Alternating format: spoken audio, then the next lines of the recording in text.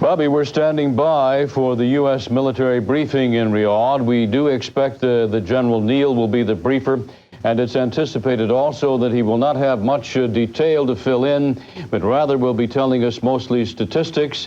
The earlier word from the Saudi Arabian commander-in-chief had been that the Arabian forces had lost some 5 killed in action, 20 wounded, and then counted 20,000 prisoners of war having been taken along the immediate front in Kuwait.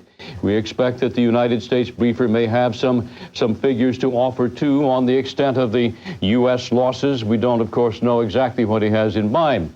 However, this will be the end of that brief cessation of all of the briefings, which took place, as you know, before the commanders were all in order. And now the introduction of the briefer for the day. General Neal.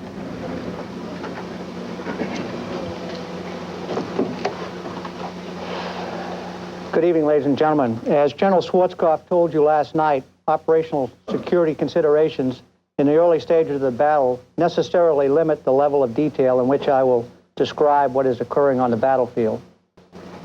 Let me first qualify my comments by reminding you that the battlefield is a dynamic and ever-changing place, and that these initial reports are just that, initial reports, and they may change as further details become known to us. In ground operations, we are now into the second day of ground campaign and the 39th day of Operation Desert Storm. We are continuing to attack and continue to achieve tremendous success against the Iraqi forces in the KTO. Our ground forces continue to encounter light to moderate resistance and are currently ahead of schedule in securing their planned objectives. Across the front, coalition forces continue to capture large numbers of enemy prisoners of war, in some cases entire battalions at a time. Marine, Army, French, and Saudi forces have captured more than 18,000 enemy prisoners of war to date. Coalition forces are engaging armor and mech forces with great success. During the late morning and early afternoon today, Marines engaged an armor and mech force destroying 50 to 60 tanks. An Army armor brigade operating with Marine forces engaged another armor mech unit consisting of over 150 vehicles. And initial reports indicate again tremendous success. The fight goes on. Just as I left the war room and came over here, I received another updated report from separate situations that Marine and Army forces have reported the capture of 20 T-62 tanks, 40 APCs, and over 400 EPWs. In another incident, 50 Tu-62 tanks are parked within 4 kilometers of their position, with the Iraqi crews indicating their desire to surrender. An additional 2,100 EPWs have been captured since I gave you those last numbers, and 20 to 30 tanks have been destroyed. Late this afternoon, United States Air Force A-10s, working in conjunction and close coordination with U.S. Army armored units, destroyed an additional 35 tanks.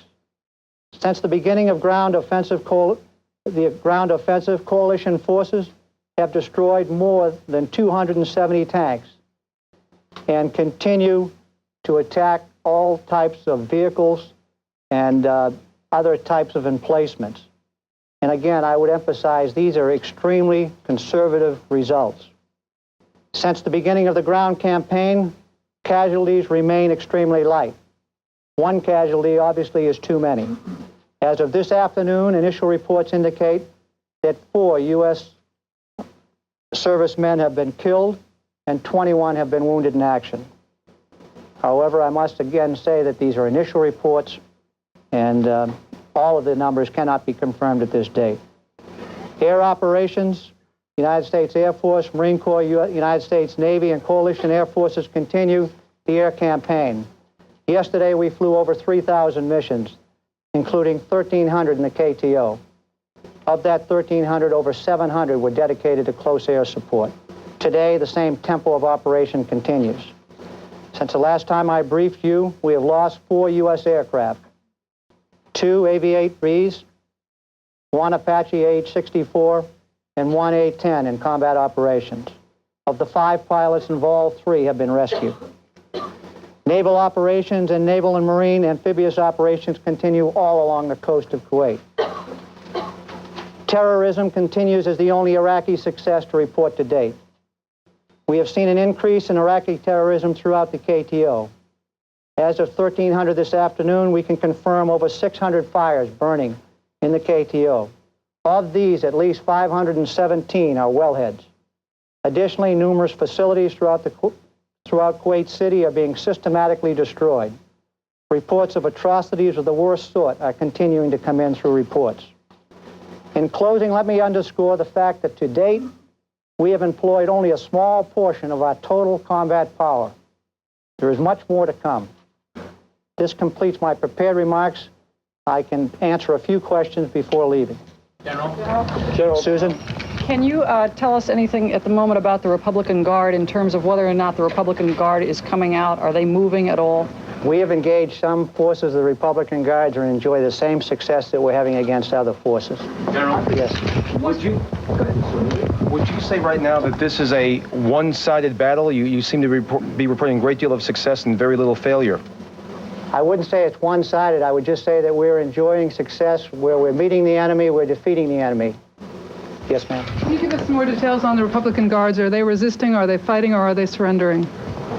They're being beaten. Yes. General, there's a report of a column of 80 Republican Guard tanks heading south, and reports that a major tank battle is going to be occurring momentarily. Do you have any information about that?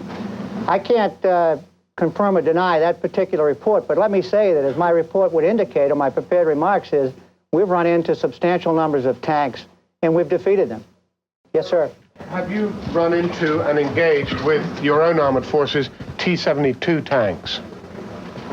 We have destroyed 35 T-72s as I speak. Yes, sir. General, can you tell me the KIA, was that one incident? How did that happen? The KIA for U.S. casualties? Yeah, 4. No, that's a combination of situations, a total of 5 with 21 WIA. General? Yes, sir. Has there been any sign of the Iraqi Air Force? None whatsoever. Yes, sir.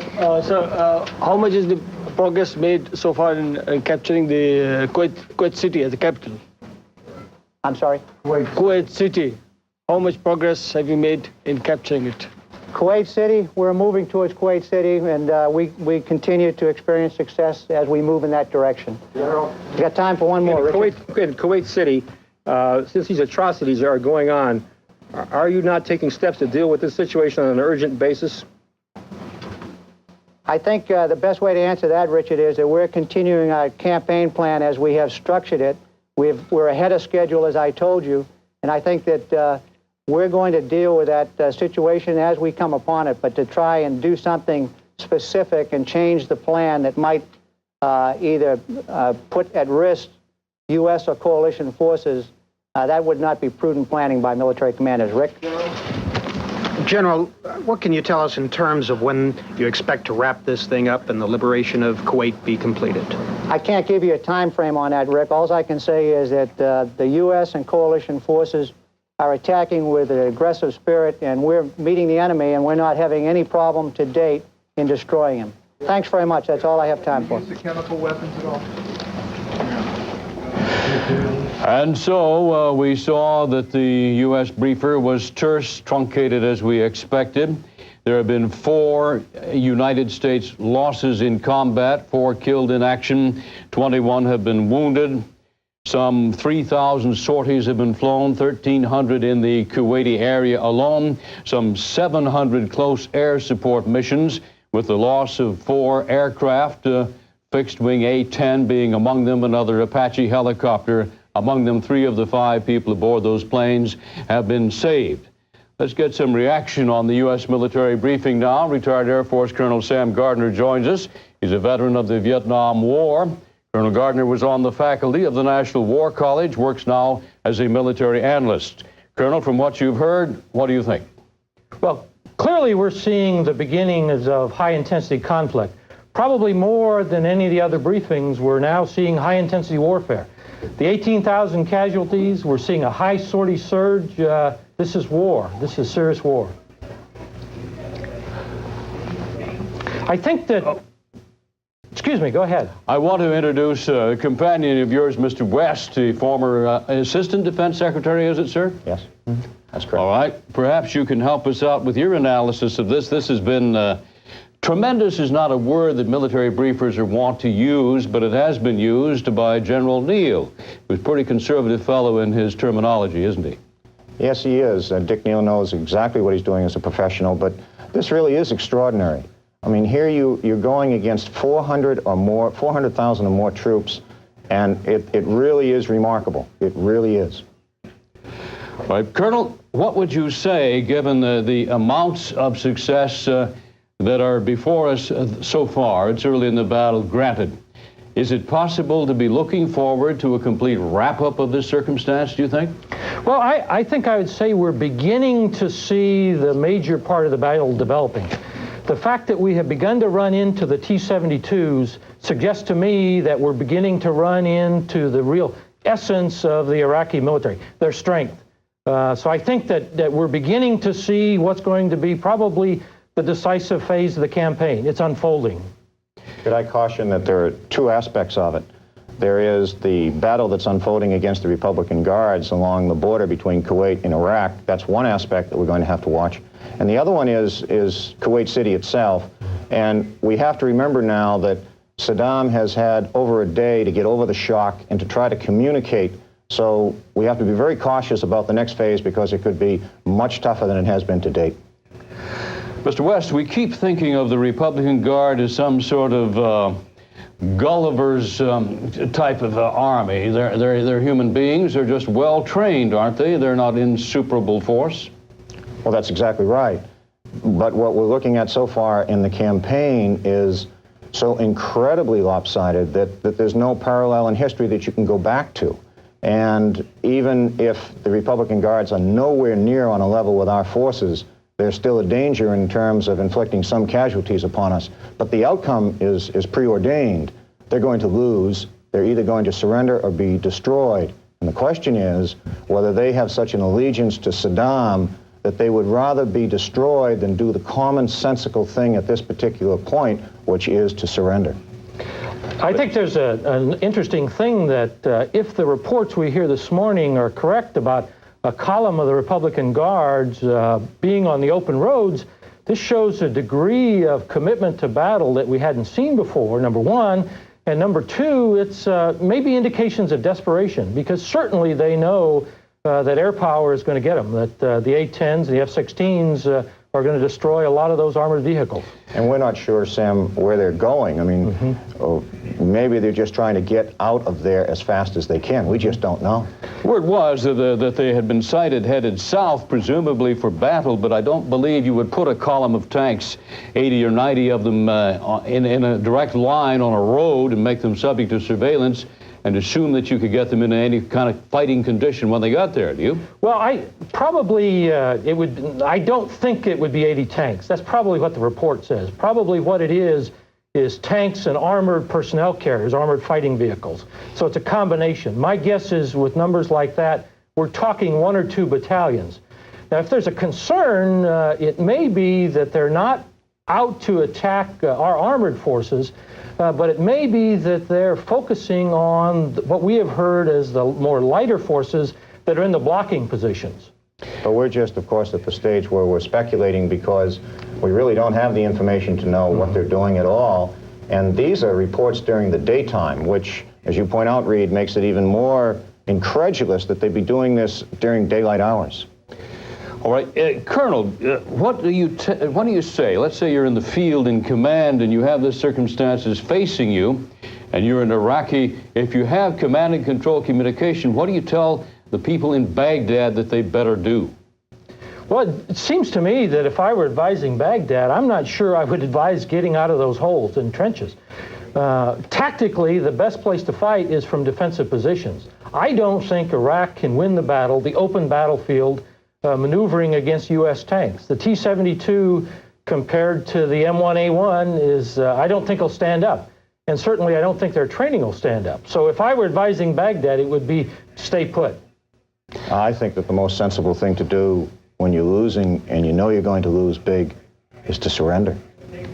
That's what I was wondering. Is it up to the commanders in the field to make that recommendation? May they ever, under that table of order, do such a thing? Well, I think we have one example from recent history. Look what happened, the terrible tragedy in South Vietnam. Once the battlefield began to unravel for the South Vietnamese in 1975, President Thieu of South Vietnam lost control of his units, and they never surrendered, they just disintegrated. And we may be seeing a lot of that in this battlefield. But if you look at the Iraqi tradition, the Iraqi experience during the Iran War, that's just not the kind of message that one of the field commanders could send back to Baghdad. That would be his last message, clearly. I agree. All right, Gene Randall, let's get a message from the Pentagon in here. Let's have you join this conversation.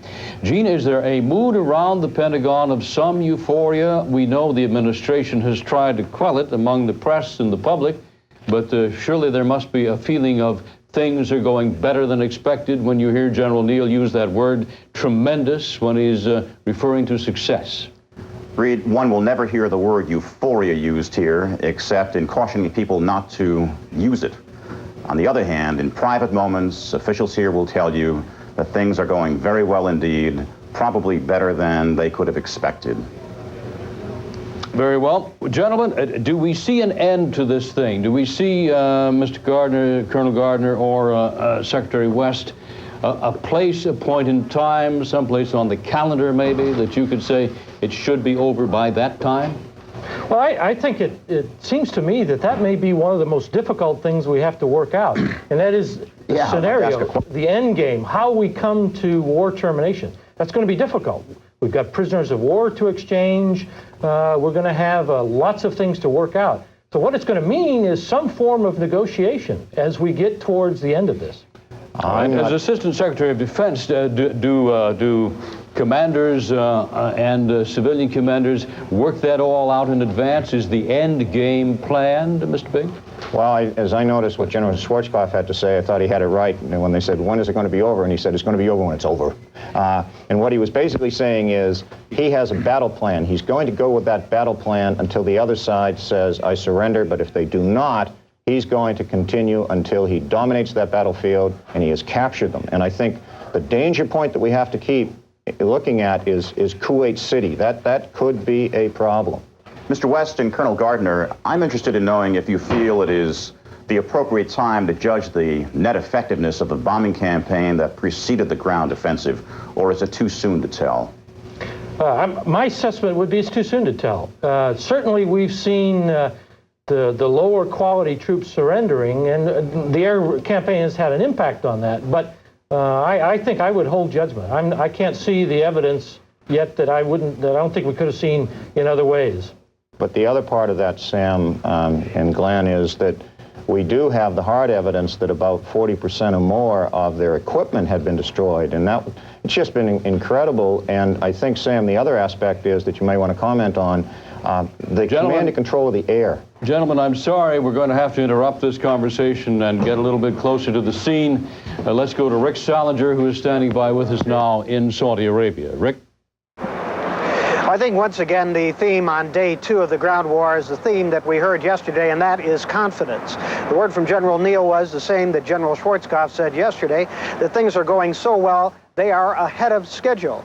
They're ahead of schedule not only in their battle plan, where they expected to be at this point, but in the number of enemy prisoners of war. Latest figure we got now puts them over the 20,000 mark.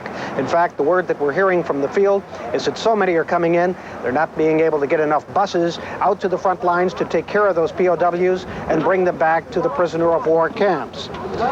Meantime, the number of U.S. casualties continues to be extremely light. The figure given just a short time ago, 4 U.S. killed and 21 wounded. That is a very low figure as compared to what was expected to be the case after 2 days of ground fighting.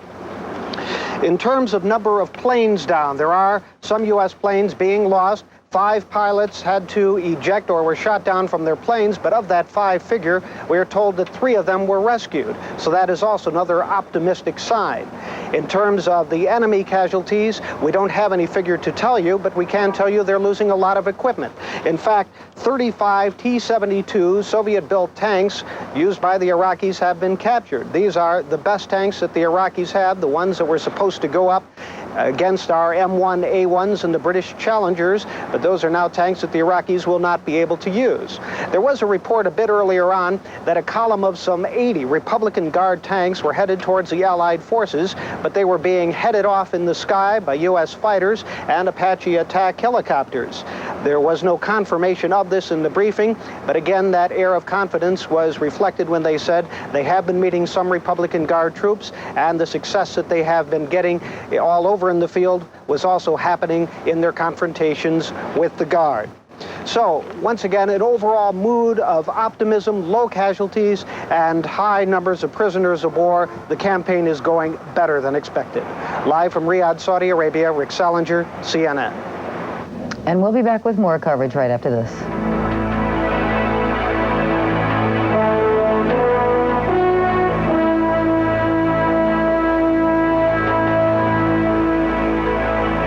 On the ground war and a financial update. So that we will be joining the French military briefing as soon as the president's remarks are over. We'll be bringing that to you live as well. Thank you very much.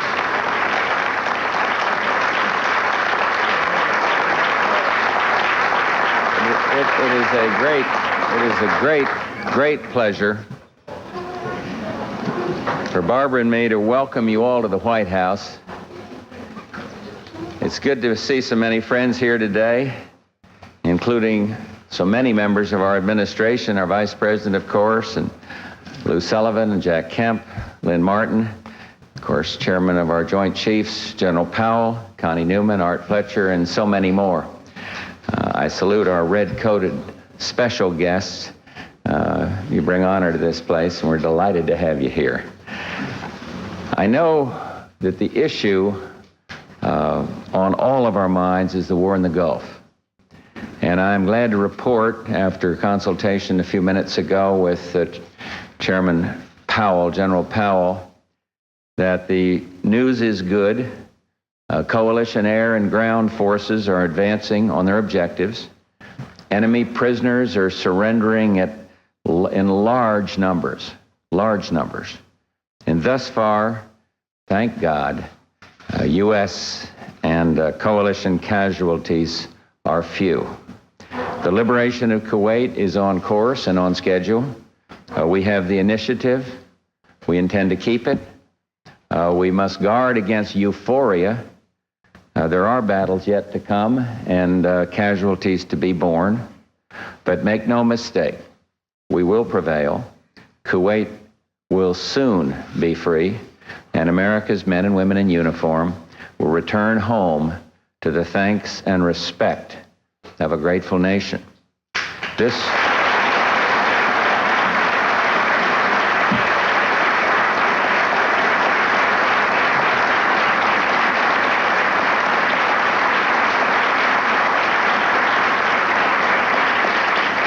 was a war thrust upon us, not a war that we sought, but naked aggression such as we have seen must be resisted if it is not to become a pattern. And our success in the Gulf will bring with it not just a new opportunity for peace and stability in a critical part of the world, but a chance to build a new world order based upon the principles of collective security and the rule of law. But today we're here to celebrate the proud spectrum of black achievement. For we recognize that black history, this rich tale of... Some of the comments this morning from President Bush. He's there to address folks for Black History Month, and some comments on the Gulf War. Let's go to Saudi Arabia now for the French statement. Our units continued their offensive toward the north.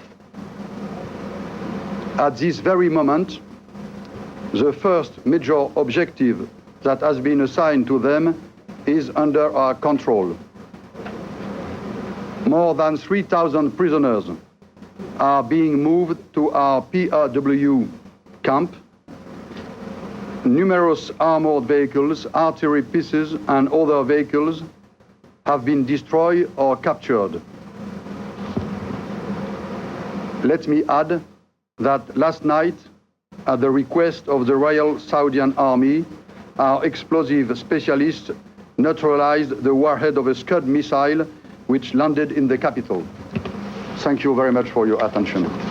Chairman, just a few questions, if you will, please, sir. No. Could you tell us what the mission was? Sorry, I can't answer any question. These are not, the mission is over. We want to give you credit, sir.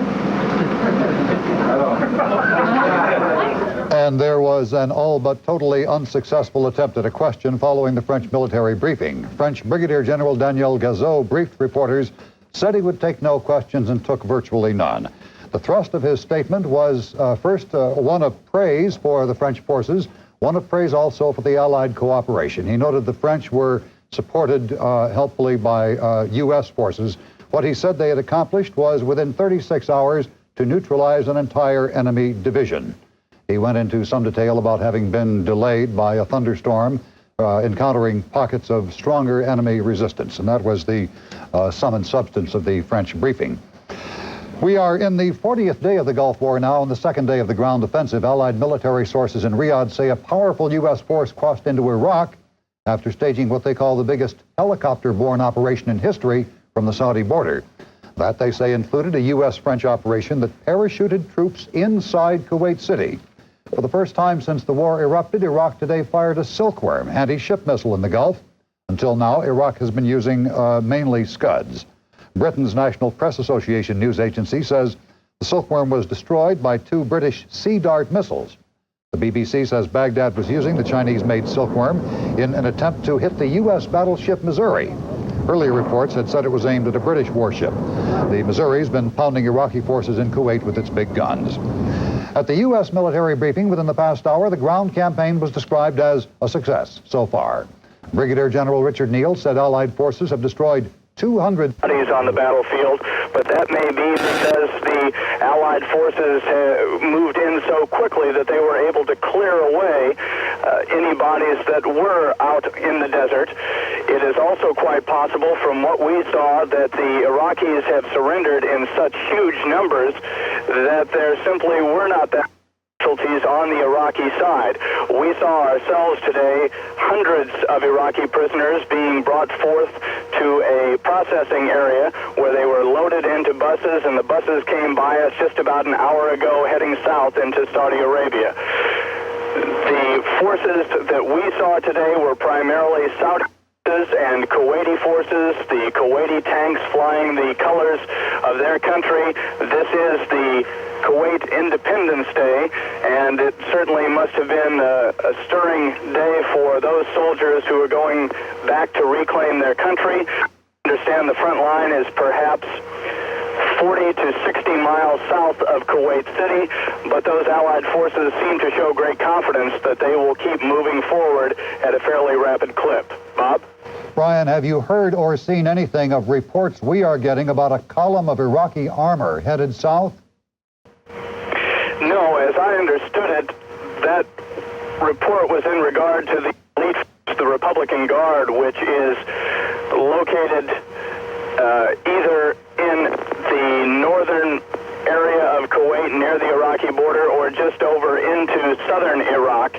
Those forces, as I understood it, were staging some counteroffensive, and judging from the kind of air power that we saw called in here today when the Iraqis in this zone of Kuwait opened up with artillery fire, we can presume that the Republican Guard will be exposing themselves to Allied firepower from the air if they come out of their hiding places, their fortified bunkers, and so forth. So perhaps that kind of counteroffensive is to be expected, but I take it that the Allied commanders have great confidence that they can respond to that counteroffensive. I gather then, Brian, that you are seeing signs of what we have heard described as air-land battle, the idea of a lot of close air support? Yes, certainly. We did not see a great number of Allied planes in this part of Kuwait in the southeastern section, but as we some artillery fire about half a mile from where we advanced today, kicking up the thick clouds of steel blue smoke on a ridge just about, as I said, half a mile away. Within half a minute, F-18 Hornet attack aircraft screaming overhead in the direction of those Iraqi artillery firing positions. The artillery fire was silenced for a few minutes. We saw the F-18 looping around, going back for an another attack. So there seemed to be tremendous coordination between the ground and the air on the Allied side. We have reports of sizable numbers of intact, still usable enemy tanks captured. Have you seen anything on that, Brian? We did not along the highway that we traveled and the dirt roads onto which we were allowed to go some distance from that highway. Not to say that there weren't a large number of vehicles abandoned. Seeing how far the Allied forces have been able to march in only now, 39 hours or so, it would seem to indicate that the Iraqis turned tail and ran very quickly. It's also possible that they had been going back from the front lines for some time before the start of the Allied ground offensive. And we also know that the best tanks and the best equipment are in the hands of the Republican Guard farther to the northwest. Brian, we are seeing here, among other things, a poignant picture of a captured Iraqi soldier kissing one of his captors. What more can you tell us about their mood and condition? From what I saw on their faces, I read a sense of relief, more than fear, more than humiliation, simply that they were tired of being trapped out in the desert. They didn't seem to show a great deal of belief in the cause for which they were supposed to be fighting, and perhaps I'm reading too much into their faces, but I was really struck by the sense of relief. They happy to be done with it, to be in the hands of people who I believe they knew would treat them fairly, would not harm them, would feed them well, and would turn them over eventually, I suppose, if this whole war is settled within some time frame. Brian, finally, I know there's a limit on what you can tell us and what I would ask you as well. Is there anything else you want to add? Only that I would convey the sense of confidence and exultation on the part of the Saudi and Kuwaiti forces. We saw it was an exhilarating moment for us to be driving up that highway, knowing that less than 2 days ago, that was a territory occupied by Iraqi forces. There was great fear, of course, on the part of people in the Allied countries that this would be as bloody as Saddam Hussein had promised it to be, that chemical weapons would be used. From the places that we went, we saw no evidence of that. And the soldiers that we saw did not seem to be overly concerned about the possibility of chemical attack. They had their gas masks at their side, but as the artillery shells came in, they did not panic and grab at their gas masks. They seemed to take it all very calmly, and I think there was tremendous relief on the part of the Allied forces and a feeling of happiness on their part, certainly on the part of the Kuwaitis, that on Kuwait Independence Day that they have reclaimed this much of their country and that they be progressing so well. Brian, take care. CNN correspondent Brian Jenkins traveling with a Saudi Arabian military escort somewhere in Kuwait. Donna? And we did interrupt Christiane Amanpour, who was in Baghdad, so that we could bring you Brian Jenkins' report. We'll go back to Christiane right now and remind her again that her reports are cleared by Iraqi censors. Christiane, we were talking about the mood of the people. Can you give us another indication or continue on with your indication of what the people are thinking there? Of course, a couple of days ago, they were saying that perhaps it was best at this point to give up Kuwait for peace. Well, right now, you know, they've been listening to Baghdad radio and listening to the military communiques, reading the newspapers, and I suppose when any country is at war, people rally to the cause, and right now there's great feeling of solidarity and support for the Iraqi forces. People who we talk to, people on camera who agree to go on camera and talk to us, at least today, have said that we expect a victory from the great Iraqi military and that our hearts and souls are with our soldiers on the front. You heard Brian Jenkins just report that he's sensed a feeling of relief on the faces of Iraqi soldiers that he saw. As you know, military communiques here have denied that Iraqi soldiers have been surrendering or have been captured. And also Baghdad radio has been broadcasting almost consistently exhortations to the soldiers, sort of pep rallies, if you will, and speeches and songs and various sort of national and patriotic songs designed presumably to keep up their morale. So that's basically what's been going on here, Donna.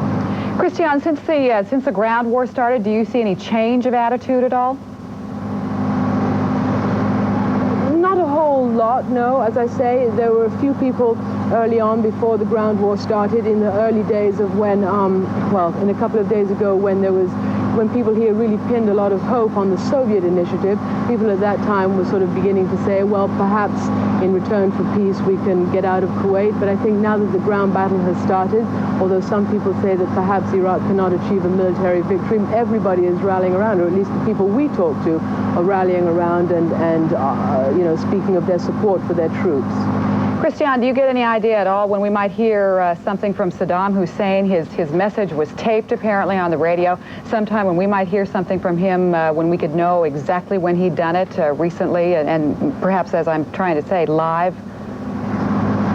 I can't tell you about that because I really don't know. There was a speech by President Saddam Hussein yesterday broadcast on Baghdad radio about 6.5 hours after the ground offensive started. It was the first sort of official acknowledgement, indication that the ground battle had started, and it was a plea to his people and his forces to resist by whatever means. Now that was broadcast several times over the course of yesterday and over the course of yesterday evening. Today there has been no sign of him, no speeches broadcast either by him or by any senior official around here. There was a picture in today's newspaper of President Saddam Hussein chairing a meeting of the Revolutionary Command Council, which we're told happened yesterday. Okay, Christiane Amanpour from Baghdad, thank you very much once again. I want to remind you her reports are monitored by Iraqi censors. When CNN continues its coverage of the Gulf War, we are going to be checking in with our national correspondent, Gene Randall. He's at the Pentagon. Back in a minute.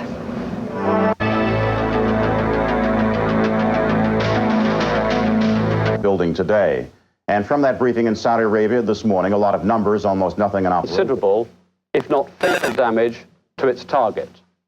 And there's certainly one ship out there at present who has good reason to be thankful to the alert radarman on board HMS Gloucester. Ladies and gentlemen, we'll now be happy to take any questions. There are reports this evening of a Republican Guard tank column heading south toward Allied forces in Kuwait. Do you have any information on that? I'm afraid I have no information whatsoever on that at all. Has the First Army Division action at all? Have taken prisoners? I really can't give you any more information about the 1st Armored Division than that which I've already given you. I'm sorry. Colonel? Have you come across any stories of chemical weapons, the EPWs you've talked to? Have you gotten any information on them, on use of chemical weapons? Has anything been used? What kind of intelligence have you gotten on chemical weapons? Anything in that area? To my knowledge, no chemical weapons have been used at all. We know that they've got chemical weapons. We are prepared for them to use it, but we have no more intelligence than that.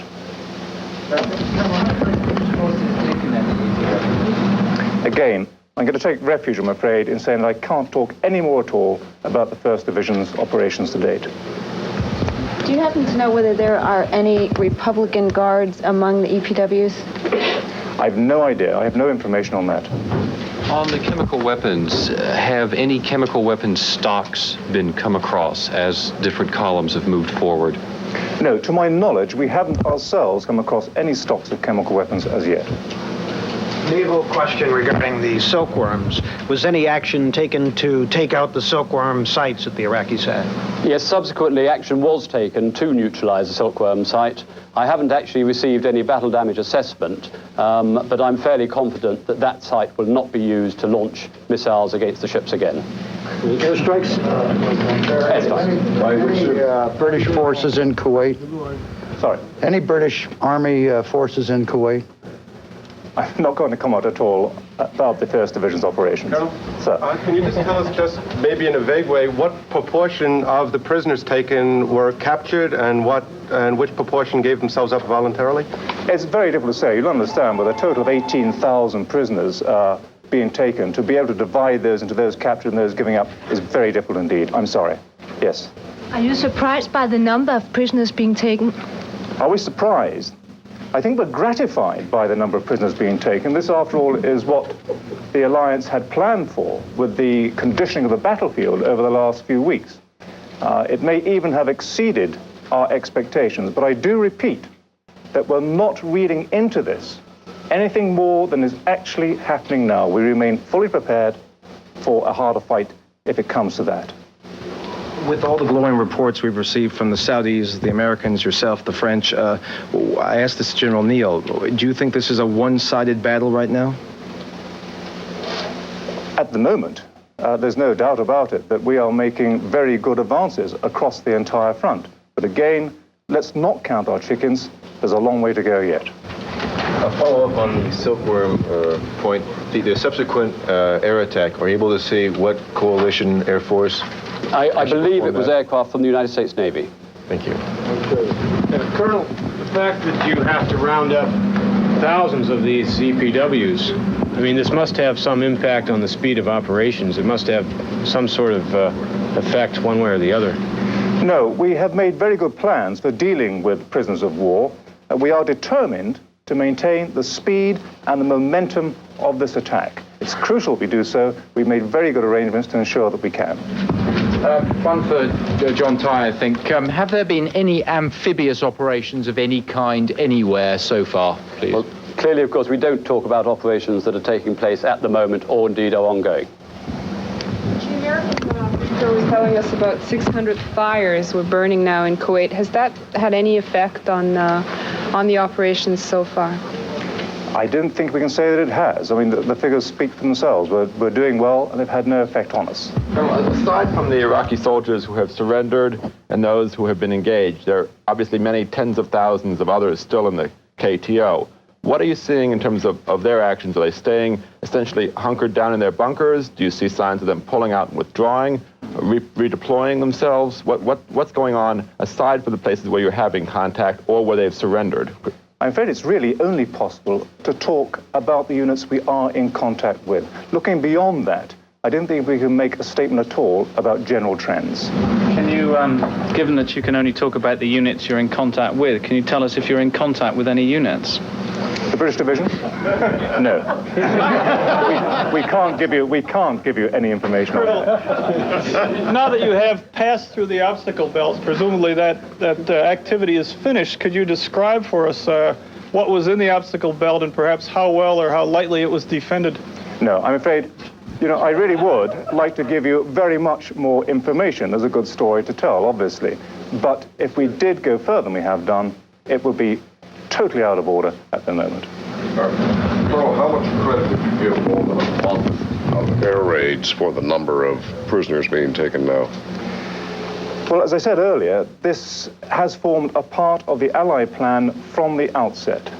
An integral part of the air campaign and the bombardments from the ground, which took place prior to the ground assault, was to attack the enemy's morale. Now, the early indications are that that has been very successful indeed.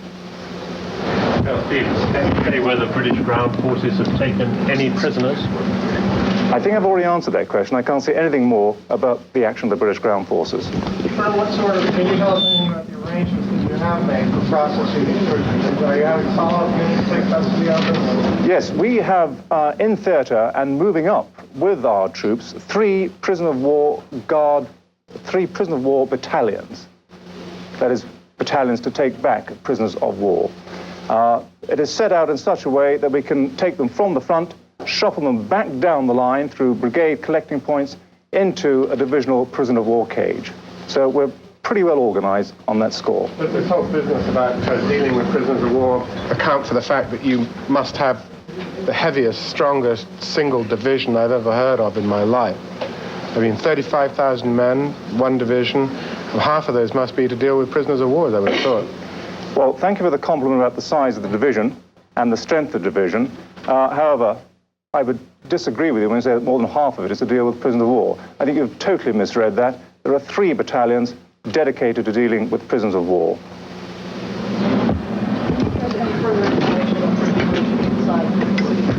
I'm sorry, I can't, no. I'm sorry if I've missed the point, but I'm a bit muddled about exactly how many prisoners of war there are. That figure you've given is for all the prisoners of war taken by the Allied forces, isn't it? Oh, yes. I'd like to say it's British, but it's not. It's for the coalition. In various different figures given to us. I mean, that's 18,000 is everybody. Saudis, Americans, British. No, I think that the figure I just given you, more than 18,000, ties up precisely with the figure that General Neal gave you earlier this evening. How many by the British, sir? Are you able to tell us how much person Kuwaiti territory? 20,000. Are you able to tell us how much percent Kuwaiti territory has been liberated or under the control? Sorry. The Kuwaiti territory, which has been liberated, how much percent so far? How much Kuwaiti territory has been liberated? I'm sorry. Under the control, the territory. I'm sorry, I can't answer that. Just 2 more questions maximum. Have the guns of the 1st Armoured Division been firing, and have the guns of our destroyers been firing, been shelling all shore installations? Shall I go first? You go first. The guns of the 1st Division have been in action, yes. And the guns of the Type 42s have not. Right, thank you. Colonel, are these battalions of prisoner handlers, are they very busy? Nice try. Thank you very much, ladies and gentlemen. So the questions most sought, most often asked by reporters were precisely the ones that could not and would not be answered. The news people know that, but they can't help asking. No information about the specific activities of Britain's 1st Armored Division, the big one, the 35,000-person division, which is apparently well into the Kuwaiti theater of operations. What we did learn from this briefing was confirmation of British mine-clearing efforts, aided, as the British Commander Tai said, by American forces, and confirmation again not only of the firing of a silkworm missile, but of the firing of 2 silkworms, according to Commander Tai. He said the first one, or one of them, apparently ditched in the water shortly after firing. The other was brought down by 2 Sea Dart missiles fired from the British warship Gloucester. There was speculation, although he did not confirm it, that that silkworm missile was destined for the U.S. battleship USS Missouri. That's the substance of the British military briefing, all we're able to report. Our coverage of the Gulf War continues in a moment.